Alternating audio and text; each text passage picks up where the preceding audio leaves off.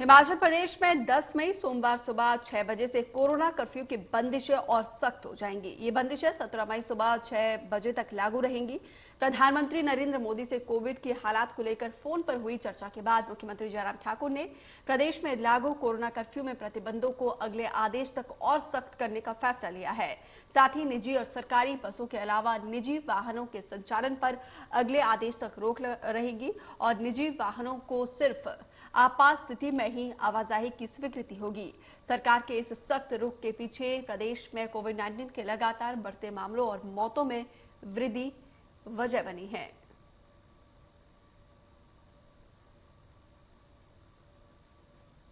आज माननीय प्रधानमंत्री जी का हमें फोन आया था और सारी डिटेल इंफॉर्मेशन हिमाचल की उनके हाथ में थी।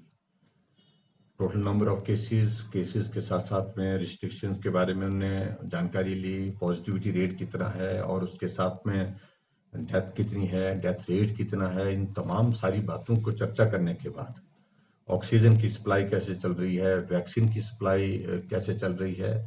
और उसके बाद रिस्ट्रिक्शन में कुछ और चीजें जो करने की दृष्टि से आप सोच रहे हैं वो भी बात उन्होंने की है।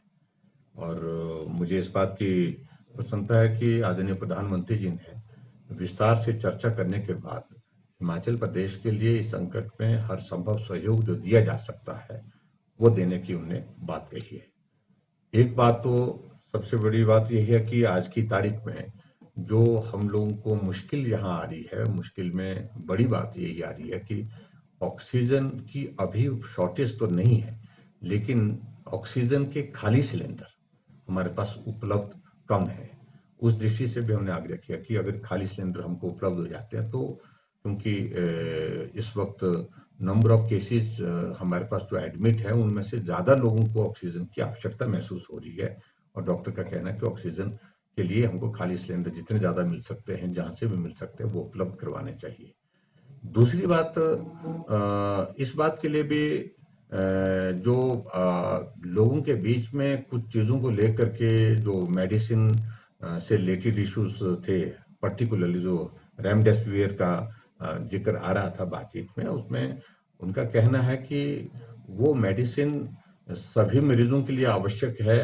ये ऐसा डॉक्टर्स ने बड़ा स्पष्ट कर दिया है, ये लोगों को जानकारी होनी चाहिए और हमने कहा कि भी लोगों को इस बारे में जानकारी भी है और इसको और लोगों तक पहुंचाने की बात है। मेनली उनका फोकस ये था, एक पार्ट ये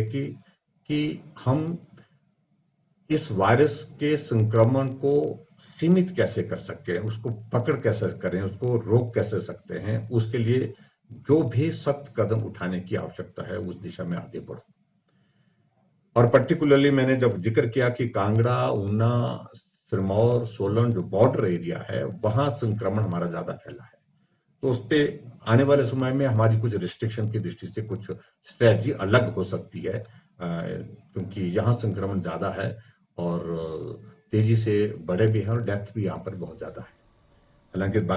बाकी जगह भी है, मंडी में भी हम देख रहे हैं, तो सब जगह संक्रमण सब जगह फैला है, लेकिन यहाँ का कंपैरेटिवली